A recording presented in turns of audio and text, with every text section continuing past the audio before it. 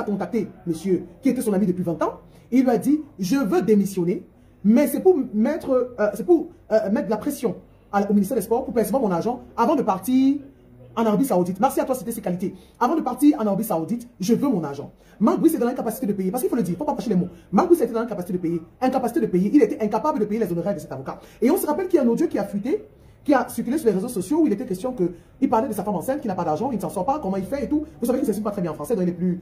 Trouve des stratégies afin que je démissionne sans pouvoir devoir l'État du Cameroun via le ministère des Sports. Et qu'on me paye mes salaires, moi je vais tranquille en Arabie Saoudite. Des secrets dans le contrat de Marc Brice. Parce que, je le disais en début de ce direct, c'est la deuxième plainte contre Marc Brice. Il y a d'abord Aïvo, son agent, qui avait porté plainte parce qu'il n'avait pas reçu ses commissions. Donc, qu'est-ce qui s'est passé? C'est quoi les zones d'ombre du contrat de Marc Brice? Ça, c'est la question qu'il faut se poser. Et je vous avais dit que Marc Brice aurait été amené au Cameroun pour plus de choses, pas seulement la sélection nationale. Et ça va sortir. Donc, l'information dont est envoyée, les stratégies sont mises en place pour que Marc Brice soit payé. Et ça a marché.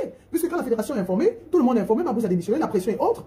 Le ministère met une pression énorme au ministère des Finances et on paye Marc Brice. Mais sauf que Marc Brice aussi est tenu par une corde. Parce que c'est une histoire de deal. Quand il arrive au Cameroun via le ministère des Sports, ce sont des deals. Et on lui rappelle que monsieur, tu as des engagements que tu dois respecter. Donc tu ne peux pas partir. À la chaîne nationale, la CRTV, quand il est interviewé, quand le journaliste, le grand frère lui demande, monsieur Marc Brice, est-ce que vous avez démissionné?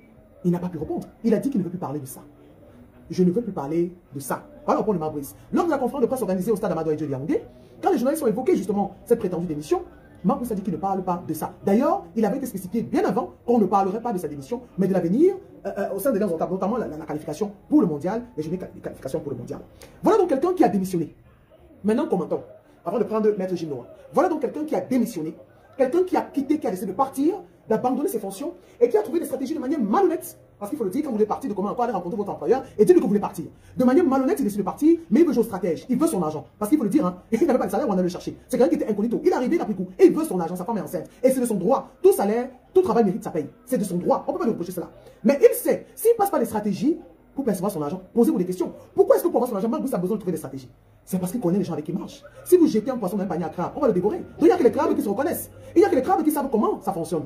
Les reptiles marchent ensemble. Donc il sait que s'il procède de manière normale, il n'aura peut-être pas son argent. Il n'aura peut-être pas son argent. Donc qu'est-ce qu'il faut faire? Il faut user des stratégies. Il contacte donc ce monsieur. La raison de sa démission, c'est qu'il est en train de partir en Arabie Saoudite. Ce n'est pas forcément qu'il veut passer son argent. Il est en train de partir en Arabie Saoudite. Il contacte donc ce monsieur pour dire, ok, libre, et c'est son travail. Hein. Les avocats sont à l'école pour ça. Ils savent contourner, ils savent trouver des petits. Il y a sûrement que Marc Brice était en discussion avec des clubs en Arabie Saoudite. Marc Brice voulait partir parce que le climat du Cameroun ne l'arrangeait plus. Il était plus content, il y avait trop de guerres. Il croyait qu'il était en vacances. Il y avait trop de bavardage. C'était difficile. Ça m'a trop fait la peau dure. Donc, il veut son argent pour partir. Mais sauf que la vérité, c'est qu'il a démissionné. Mais le ministère des Sports, parce qu'il ne faut pas personnaliser cela, le ministère des Sports écrit dans son communiqué à la réponse, en réponse à la Fédération camerounaise de football, c'est que la Fédération a manqué de pondération. La Fédération a manqué de tact. La Fédération a véhiculé une information qui était fausse. On a exactement recruté Marc Brice, pas pour les compétitions locales du Cameroun, c'est effectivement pour le gangsterisme en ce qui concerne le président de la Fédération camerounaise de football. Donc quand vous voyez déjà que même au niveau exactement des contrats, on cache d'abord des contrats où c'est écrit que l'homme le plus important en ce qui concerne la performance africaine, je ne parle pas de Cameroun, il faut qu'à un moment donné nous soyons d'accord là-dessus, je dis bien, le plus important en ce qui concerne la performance historique africaine ne peut pas rentrer dans les décisions précises. À un moment donné, si vous êtes journaliste et on vous empêche de pouvoir rentrer dans sa déviation, je vais savoir dans quel genre de médias vous allez travailler. Ça, je commence à me poser des questions. Sauf que, quand vous le faites à un expatrié qui sait exactement les zones d'infériorité que vous avez. Et au moment où lui a besoin exactement d'un intérêt direct, mais il vous fragilise de la même manière, avec la même intensité. Quand il s'en va voir, M. Clément Pigoud, il n'est pas en honneur de traité avec Samuel Eto'o. Ça veut dire qu'il ne peut même pas faire une commission qui est favorable à Samuel Eto'o. Ça, ce n'est même pas possible. Il faut d'abord qu'on le sache parce que les gens, ils parlent peut-être qu'ils confondent celui qui est gardien de but avec celui qui est manager. Ce ne sont pas les mêmes gens, ce sont des personnes. Alors, on va pas parler de son passé, mais ce n'est pas passé, quelqu'un est passé sur peu. On va devoir répondre à des choses. Oui, en présentant le titre, avec Clément, il savait très bien que le deal allait marcher, mais comme c'est quelqu'un qui n'est pas très honnête dans sa manière de faire. Rappelez-vous, Priscille, chaque fois qu'il n'avait pas son adjoint, il commençait à supputer, à conjecturer en disant si je n'ai pas quelque chose, je vais démissionner. Si je n'ai pas, parce qu'il savait exactement qu'il devait faire ce que vous aimez bien, la danse du bas. Tantôt un pied dehors, un pied en arrière, parce que vous avez fait une apologie extravagante en prétextant que non, il a tellement fait de bons résultats et même ces résultats sont tronqués parce que ce n'est pas vrai. Quand on a posé des questions à des garçons comme Eden Hazard qui ont posé la question à Samuel Eto'o, comment Marc Brice a fait pour commencer à enchaîner les Lions d'Odab Cameroun? Eden Hazard, c'est l'un des meilleurs joueurs belges, mais qui ne connaît pas Marc Brice en tant que grand entraîneur. Alors, maintenant qu'il est rentré exactement dans la gadoue et il s'est rendu compte que c'est le seul moment où il faut avoir des cordons de la bourse pour créer la torse. Oui, il avait déjà, il était au courant exactement de ses envies, l'Arabie Saoudite, mais il savait bien que s'il démissionne de cette façon-là, il va presque tout perdre. Il avait besoin de pouvoir avoir son confort en ce qui concerne les cordons de la bourse. Et le meilleur moyen, c'est ce que les internautes ne savent pas, c'était de pouvoir faire en sorte que, comme je suis dans la science du mal, du gangsterisme, je vais utiliser ça exactement contre mes maîtres chiens pour les mettre à genoux. Et puis que les Camerounais arrêtent de vous demander quand vous révélez la vérité. Parce que chaque fois qu'on révèle la vérité, et je pense que pour m'avoir eu, que ça soit au niveau de la France, les voyages qu'on a dû faire ensemble, je vous avais parlé effectivement du naufrage entre André Onana et Rigobert Song, où le président de la FECAFOOT n'avait rien à voir là-dedans. Et vous avez vu que le président de la FECAFOOT vous a répété ce que je vous avais dit, que quand le sélectionneur prend sa responsabilité, c'est là-bas qu'il faut demander pardon. Faut pas penser que parce que tu es mon fils, je vais devoir me mouvoir. Et les gens n'arrivent toujours pas à révéler la vérité. Maintenant, Mabrice s'est pris dans son propre piège. Effectivement, quand il arrive à l'aéroport, les choses sont tellement graves qu'au niveau du cabinet civil, ça crée d'abord une fracture sociale entre les Camerounais. Mais comment c'est possible qu'à un moment aussi important du Cameroun, dans un match capital, même si les deux matchs sont capitaux entre les Eswatini et le Cap-Vert, Mabrice se permet exactement autant de distractions, autant de légèreté. Alors, avant, on utilisait la litote quand le président de la fédération faisait une chose qui est bien. Et maintenant que Mabrice arrive à faire une chose qui est exécrable, qu'est-ce qu'on va utiliser? On a encore méprisé les Camerounais parce que quand on voit comment il a été accueilli à l'aéroport, alors qu'il a amené les Camerounais au niveau de la rue. Après, j'ai commencé à me demander, est-ce que les Camerounais n'aiment pas ce qui est mauvais? Parce que je commence à me rendre compte que tout ce qui est gadou, tout ce qui est mauvais, ils ont tendance à suivre ça exactement comme les labradors du 15e siècle. Par contre, je sais dire qu'il y a un côté de certains Camerounais qui ne sont pas dupes. Et des côtés des Camerounais qui sont frustrés, que ce soit dans le comportement intellectuel, là où certaines choses de leur vie n'ont pas marché. Donc, voir quelqu'un comme ça qui est exactement dans les réformes, mais d'une violence inouïe, comme ça, oui, la forme ne peut pas plaire. Mais il ne faut pas qu'on s'arrête là-dessus. Il faut qu'on revienne à l'orthodoxie dans ce qui marche au niveau de nos grands pays ici. Pourquoi ça ne devrait pas marcher là-bas? Mais à chaque fois que vous venez créer ce qu'on appelle une fracture systémique avec ce qui ne marchait pas, mais vous devenez un adversaire. Je ne pouvais pas imaginer un seul instant que l'homme qui tendait la main aux gens, qui adorait le football, qui essayait de faire une communication aisée pour que le Cameroun soit l'honneur. Parce que moi, j'avais dit un jour à Samuel Eto'o que je ne suis pas sûr que je vais faire la politique sur le Cameroun comme tu sembles le faire. Parce que moi, j'ai des zones bancales du Cameroun qui ne me conviennent pas. Alors aujourd'hui, maintenant que Mabrice a menti au Camerounais, il n'a jamais demandé pardon au Camerounais possible. Regardez donc autant de mépris qu'on a exactement vis-à-vis d'un peu. Quand j'ai vu l'un des plus grands footballeurs du monde demander pardon, c'est là où j'ai compris que l'humilité, ce n'est pas le décret. Il y en a qui décrètent que les gens sont humbles. Ce n'est pas vrai. Parce que celui qui est humble, c'est dans des actes concrets. Je n'ai pas besoin de faire une récitation en Dieu du 14e siècle. Il y a quelqu'un qui a demandé pardon à mon option. Au moment où Mabrice a signé son contrat, à quel moment même Mabrice a reconnu qu'il s'est trompé dans sa manière de faire avec les Camerounais? Parce qu'il considère les Camerounais exactement comme des pauvres pantins. Parce qu'on est parti le chercher en prétextant qu'il n'y avait personne pour entraîner les gens dans. Voilà un peu exactement le côté noir du Cameroun. Voilà pourquoi, quand un expatrié arrive dans un affrontement, à force de lui dire qu'il est demi-dieu, il peut faire tout ce qu'il veut. La première chose qui m'avait d'abord intrigué, quand j'ai entendu Mabrice dire un jour, en pleine fédération Cameroun de football à Tinga, que c'est lui qui décide. Parce qu'on peut interpréter ça autrement. Même si vous avez des histoires sportives, vous ne parlez pas comme ça à votre employeur. Et là, j'ai compris qu'il n'était pas dans une mission sportive, il était dans autre chose. Maintenant que le ministère s'est fait poser, parce que le ministère a été ridiculisé, parce que pour avoir engagé quelqu'un qui se met ailleurs et qui se permet exactement d'envoyer un courrier exactement maladroit, on comprend bien que le chien a fini par mordre son grand maître. Est-ce qu'il ne va pas y avoir des passes? Je suis persuadé qu'il va y avoir des passes. Parce que si on continue dans cet environnement, et qui c'est qui est coupable? Si on s'en va regarder bien, mais c'est la République. Parce que c'est la République qui est partie chercher Mabrice. Quand Rigobert ont commencé à donner effectivement ce qu'on appelle une émotion hors norme, puisque Mabrice n'a jamais gagné une équipe qui a déjà gagné au moins une fois la Coupe d'Affiliation. Il faut qu'on soit clair là-dessus. Il faut que les Camerounais arrêtent de placer des choses qu'ils ne maîtrisent pas. Gagner les appels de Kenya, ou gagner même les pauvres équipes comme les Cap-Vert, ça ne représente absolument rien. Parce que quand on est dans une compétition, vous étiez en Côte d'Ivoire précis. La Côte d'Ivoire n'a pas gagné tous ses matchs. La Côte d'Ivoire est championne d'Afrique. La Côte d'Ivoire a perdu 2 matchs. Ce n'est pas la comptabilité arithmétique exactement du 14e siècle, comme les Camerounais, certains exactement sont appelés, ne maîtrisent pas grand-chose. C'est la capacité de pouvoir gagner un trophée ou de gagner des émotions hors normes ou de gagner l'équipe finale dans l'histoire. Dans l'histoire, depuis 3 ans, l'histoire retient qu'il y a un homme qui n'avait pas encore 11 mois au banc de touche, qu'on appelle Rigobert Song, qui a déséquilibré le Brésil avec un gars qui ne gagnait pas 300 € en jouant dans la Colombe du Sud, qu'on appelle Compekili. C'est ça qu'on doit retenir. On doit retenir exactement que le Cameroun a fait exactement un braquage du siècle au niveau de l'Algérie avec un garçon qui n'était pas encore expérimenté au banc de touche, qui avait perdu le match aller, et il a dit c'est quand on pense qu'on n'est pas en danger qu'on est en danger, quand on pense qu'on n'est pas. Donc tu vois, il a utilisé une rhétorique qui a commencé à faire le tour du monde, et il a eu raison. C'est pour la première fois de l'histoire où le Cameroun fait jouer partout dans une équipe effectivement de Coupe du Monde, et c'était contre la Serbie. Et je pense quand même qu'en termes d'histoire, si on avait laissé un peu plus de temps à ce bonhomme-là, c'est que les prémices que Mabrice gagne aujourd'hui, c'est le travail de Rigobert Song, et c'est la vision du président de la Fédération Cameroun de football. Si vous n'êtes pas assis au banc de touche, précis, à quel moment vous pensez que vous allez gagner le trophée? Quand les Camerounais eux-mêmes ont ce qu'on appelle la haine socio-anthropologique camerounaise, c'est-à-dire que le Camerounais n'a jamais aimé le Camerounais. Et je vais même vous faire une confidence, peut-être pas une confidence, dis ça à vos internautes que le premier président à gifler exactement un journaliste, c'était le président Aïdjo.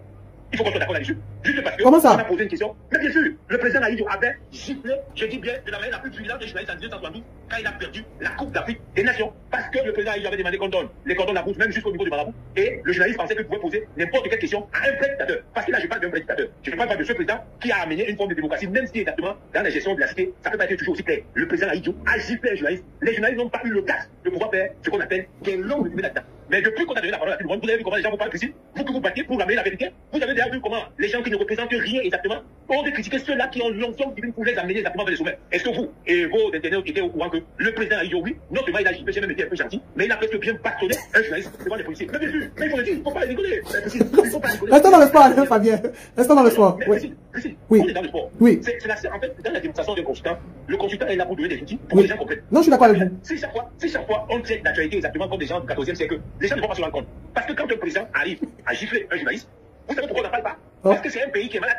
Quand Marc Brice se permet exactement de se comporter comme ça, est-ce que vous avez vu quelqu'un à un moment donné demander à Marc Brice d'arrêter de faire ce qu'il fait? Vous êtes dans un pays, on gifle un journaliste, en temps normal, ce pays doit s'arrêter. Et si vous êtes dans un pays où les gens adorent le football, et que ceux qui ont écrit le nom du football dans la liste stratosphérique sont des joueurs, un peu comme les Samuel Eto'o, les Gomez, sont des régimes là, Marc Brice ne peut pas se permettre d'insulter un pays aussi extraordinaire, aussi élogé comme le Cameroun. Donc, quand je donne ces outils-là, c'est bien pour que les internautes, avant de pouvoir balancer les galimacias, peut-être sur des personnes qui essayent de chercher la vérité, pour que les gens trouvent leur onction divine et qui commencent à penser à notre Cameroun, il vaut mieux appuyer encore la gifle du président Aïdjo, parce que c'est important. La preuve, personne n'en parle. Et quand il a fait ça, on a trouvé que c'était normal, mais c'était très grave. Et quand notre président est arrivé, il a dit qu'il amène la démocratie dans un pays pour que le pays soit apaisé. Alors on va pas parler de ton bilan. Mais vous savez très bien que c'est le seul président qui a ce qu'on appelle la rhétorique silencieuse. Il ne parle pas. Et quand vous ne parlez pas, vous voyez exactement ce que les Camerounais disaient de lui. On a même annoncé exactement qu'il était décédé, mais personne n'a fait l'âge. Et c'est peut-être ce Cameroun qu'on ne peut pas. Donc quand quelqu'un comme se comporte mal, il est bel et bien que le président Aïdjo a bel et bien giflé un journaliste. Donc en principal, on a tendance à écouter maintenant. Voilà. Merci Alain Fabien, merci. On s'appelle tout à l'heure après le direct. Merci pour tout, merci. Merci. Je vous rappelle qu'on aura Jim Noah dans ce direct, qui fait partie des avocats constitués pour défendre Samuel Eboué, ceux qui ont porté plainte à Marc Brice. Merci Sam Séverin. Merci à toi. Alain Fabien. Alain Fabien est un ancien footballeur. Il vient en France aujourd'hui. On l'a voyagé plusieurs fois. Très engagé dans les questions de sport. Samuel Eto'o, qu'on utilise quelqu'un comme ça pour détruire Samuel Eto'o, qui a porté les couleurs nationales. Il n'y a rien qui doit faire ça. Oui, j'aime bien Sam Séverin. Sam Séverin, bonsoir. Bonsoir, précis, bonsoir. Ah, mais je vais commencer en disant que tu viens de rentrer au Cameroun, où tu as fait le tour de l'Europe. Tu étais à Paris, en Italie, ensuite tu es allé à Monaco, la Côte d'Azur. Est-ce que tu es allé en Suisse, tu es allé en Belgique par hasard ou en Grèce? Non, j'ai pas bon. J'ai fait le tour et c'était de très belles vacances, effectivement. Donc je crois que quand on arrive à Monaco, il n'y a plus rien au-dessus. Voilà, c'est ça. Donc vraiment, je suis très heureux de vous retrouver. Donc je suis arrivé il y a quelques heures. Voilà. Voilà, merci encore parce que effectivement, tu devais te reposer, mais tu m'as dit que tu peux pas me refuser cette faveur-là, d'être avec nous au moins 10 minutes. L'actualité oblige. On a justement ce communiqué de presse qui a été rendu public où une plainte a été adressée à l'encontre de Marc Brice pour abus de confiance et tentative d'escroquerie. Et quand on lit ce communiqué, on voit bien, on parle de stratégie pour récupérer, pour entrer en possession de son salaire et aller en Arabie Saoudite. Alors, il y a beaucoup de choses qui avaient été dites. Toi, Sam Séverin, tu as vu passer des coachs en tant que journaliste. Comment est-ce que tu qualifies, tu analyses l'attitude de Marc Brice depuis son arrivée? Et cette plainte qui fait surface, c'est la deuxième depuis qu'il est là. C'est la toute première, peut-être en Afrique et même dans le monde, qu'un entraîneur national est accusé d'escroquerie et d'abus de confiance. Ce qui est dit dans la plainte, mais je vais aller droit au but. Vous savez, le mensonge ne peut pas durer éternellement. Et c'est ce que je commencerai par dire. Nous avons affaire donc là à un personnage qui est arrivé un peu au forceps à la tête des Lions indomptables du Cameroun. Et ceux qui persistent à penser qu'il est la bonne personne aujourd'hui, parce qu'on a eu à peu près de bons résultats sous son contrôle, n'auront définitif de ce contrat-là. Parce que rappelez-vous que récemment, sur le cas de l'épisode qui concernait sa propre lettre de démission en direction de la FECA Foot, beaucoup de choses ont été dites par la suite, beaucoup de délégations. Et nous étions là pour rappeler que, attention, si monsieur a bel et bien eu 60 jours minimalement de salaire impayé et qu'à la suite de ça, il a lui-même choisi de faire un peu de chantage au gouvernement camerounais avec implication à monsieur Samuel Eto'o, vice-président de la FECA Foot. Bon, il y a eu tout ce que vous avez suivi, tous et moi également par rapport à cela. Et aujourd'hui, on est en train de nous imposer un type qui manque de respect d'abord à la légende vivante qu'est M. Samuel Eto'o qui appartient au patrimoine. Donc c'est pour cela que le prétexte que vous me donnez va me permettre de dire une chose. Vous l'avez rappelé, moi je reviens de l'Europe occidentale où j'ai vu de mes propres yeux, au moment où M. le président de la FECA Foot avait la possibilité de passer par là où nous étions, j'ai pu voir, messieurs, comment le monde entier est à cette époque, comment le monde entier nous envie l'unique Samuel Eto'o. Ce monsieur arrive donc à la tête de l'instance qui dirige le football, et maintenant l'épisode de Marc Brice va servir à précipiter les choses. Du moins, je l'espère. Parce qu'il y a une autre grosse actualité qui, moi, me dérange depuis que je suis arrivé. Si elle est avérée en rapport avec le processus électoral qui pointe à l'horizon, de la part du MINSEP, je pense que c'est encore là une hérésie, quelque chose de gravissime. Parce que vous le savez, Priscille, il y a ce qu'on appelle une légende, et il y a les gens qui ne sont pas des légendes, qui ne le seront pas. Les légendes sont des gens qui, dans leur domaine d'activité respectif, ont réussi à impacter le monde. Dans le monde politique, il n'y a pas beaucoup de légendes. C'est pour ça que vous voyez quand même dans l'histoire de la politique en France, quand aussi le général de Gaulle, il ne met pas tout le monde d'accord. Parce que de Gaulle a quand même été un des bourreaux de l'Afrique. Il a été une légende pour la France. Vous allez comprendre ce que j'ai envie de démontrer. Ça veut dire que dans les milieux sportifs, il y a une légende qui met tout le monde est d'accord. Et donc aujourd'hui, au Cameroun, on a eu Mbappé Lépé, on a eu Roger Mila, on a eu Patrick Bouma, Oman Billy, Rigobert Son, en passant. Et ce est bien fort dans le monde entier. Monsieur Samuel Eto'o, il mérite d'être respecté. Donc, Monsieur Brice, aujourd'hui, qui est, on peut le dire, la hantise aujourd'hui de ce qui gravite autour du président. On a aujourd'hui, ou du moins tous ceux qui ont contribué à le faire venir et à l'imposer contre le vent des marées. C'est ce qui a été rapidement de nous en débarrasser. Parce que nous sommes quand même, aujourd'hui, et je peux vous rassurer que si on ne prend pas les bonnes dispositions, on peut passer à côté de la Coupe du Monde États-Unis, Mexique, Canada 2026. Parce que ça commence bien comme ça, vous savez. Parmi les choses qui nous sont comme substantielles au Cameroun, il y a notre vivre ensemble, mais il y a notre football. On ne peut pas nous prendre notre football. C'est quelque chose que Dieu nous a légué. Tous ces entraîneurs qui arrivent, des non-nèmes là, qui arrivent, qui se sont fait des noms, même quelqu'un comme les Claude Leroy, les Pierre Lechamp et tout ça, c'est l'équipe du Cameroun qui les a fait connaître. Monsieur Brice, je ne sais pas quel est son CV avant qu'il n'arrive. Vous savez, notre sélection n'est pas très compliquée à diriger. Hein. Il faut juste un minimum de jugeote. Donc aujourd'hui, je suis dérangé par une de l'actualité au moment de rentrer au Cameroun et j'espère qu'on nous laissera le soin d'organiser le football suivant la ligne tracée par le président durant toute la durée de son mandat, jusqu'à ce qu'il prenne fin. Voilà ce que je peux dire relativement, sans vouloir entrer dans le détail de cette affaire de Brice, qui fait l'objet quand même d'une plainte assez grave. Merci à vous, Sam Severin. Je sais que vous voulez rentrer. On va vous laisser vous reposer. Vendredi, on va revenir sur cette actualité sur le processus électoral par rapport à l'Assemblée générale élective à la Fédération camerounaise de football. Bon retour au pays, Sam Severin. Merci beaucoup à vous, Priscille, et à vos auditeurs. Merci, merci, merci. Voilà, on ne peut être choqué. On ne peut être choqué par des attitudes pareilles. On ne peut pas être en joie parce que je dis des gens qui disent pourquoi est-ce qu'on parle comme ça du ministre. On n'a pas de problème avec le ministre. On parle du ministère des Sports, monsieur. On parle du ministère des Sports. On parle de l'actualité sportive. C'est pas nous qui avons instauré 2 fédérations au sein du volleyball. C'est pas nous qui avons instauré des problèmes à la Fédération camerounaise de handball. C'est pas nous qui avons installé la normalisation à la Fédération camerounaise de boxe. Alors qu'on était à quelques jours, quelques heures du championnat national de boxe au Cameroun. Donc, il faut qu'on arrête à un moment donné. Il faut qu'on arrête. Et Sam Severin a dit quelque chose de très important. Quand on parle de certains départements ou de certains...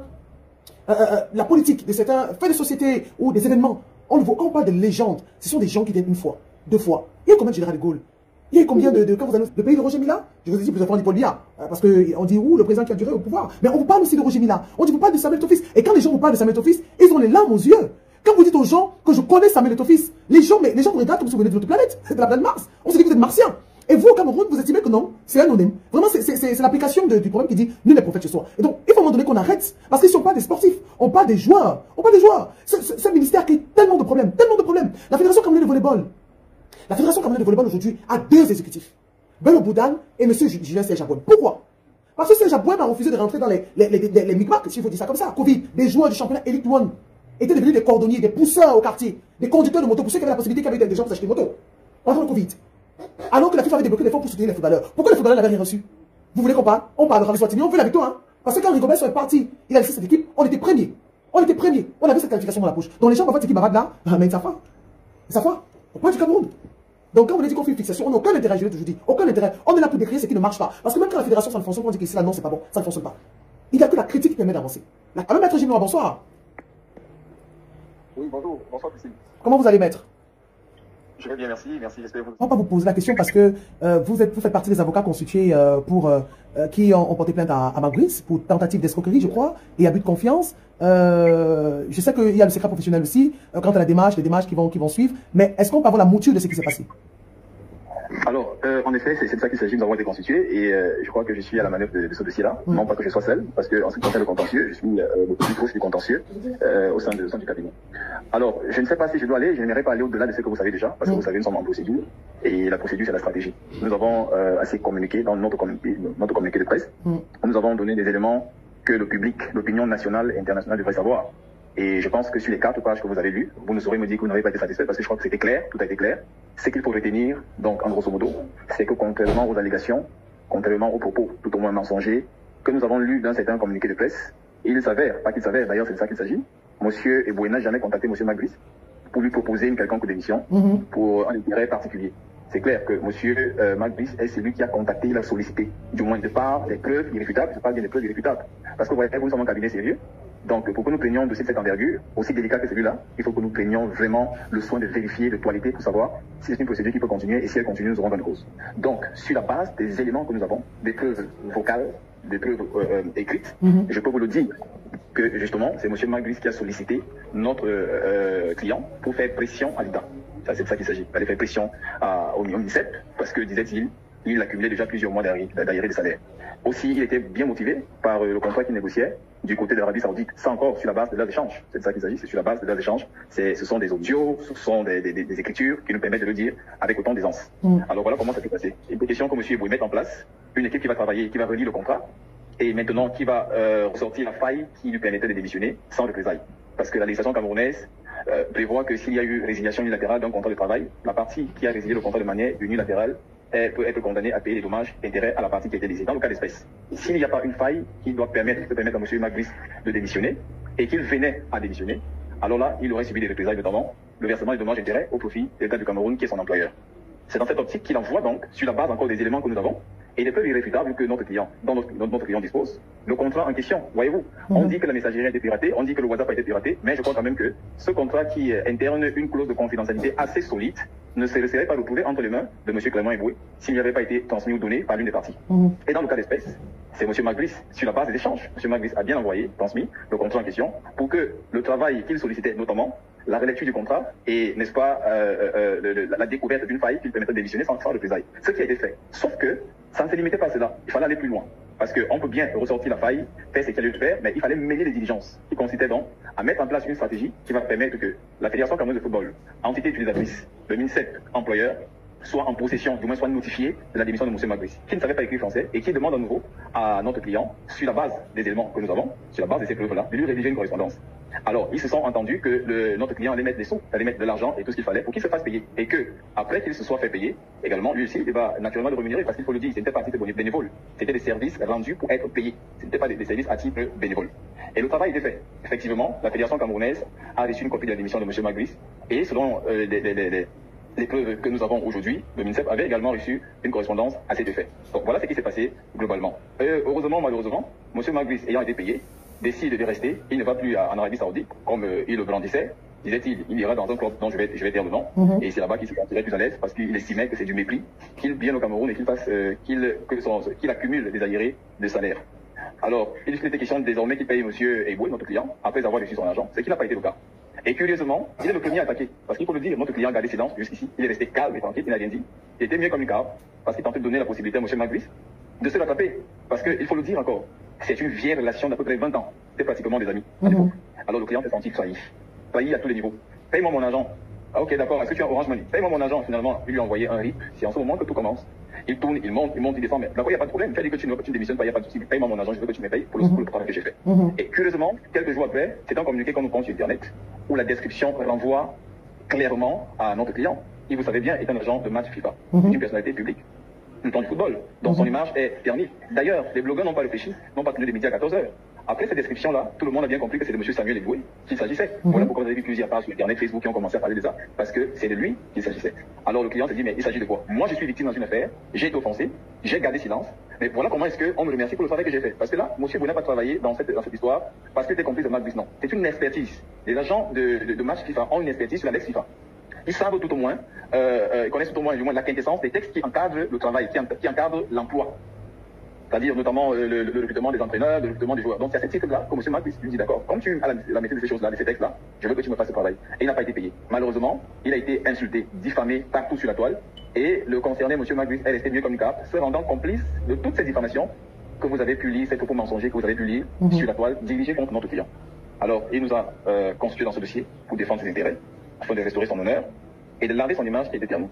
Nous savons que le Cameroun est un état de droit et nous ferons tout ce qui est possible, juridiquement parlant, pour que la justice, du moins, pour que lumière soit faite et que notre client soit restauré dans ses droits. C'est le peu que je peux vous dire maintenant, parce que nous sommes seulement en début de procédure. Je ne vais pas aller plus loin. Merci à vous, Maître Gilles Noura. Merci pour ces éclaircissements. On va vous laisser. Merci une fois de plus. Je suis très occupé. Déjà, il faut dire que je vous ai presque supplié pour vous avoir aujourd'hui. Parce qu'on ne commande, comme on ne commande pas des décisions de justice, on ne commande pas des affaires qui sont pendantes. Merci à vous pour tout cela. S'il y a une avancée, on vous contactera dans la mesure du possible. Merci, merci grand frère. Merci.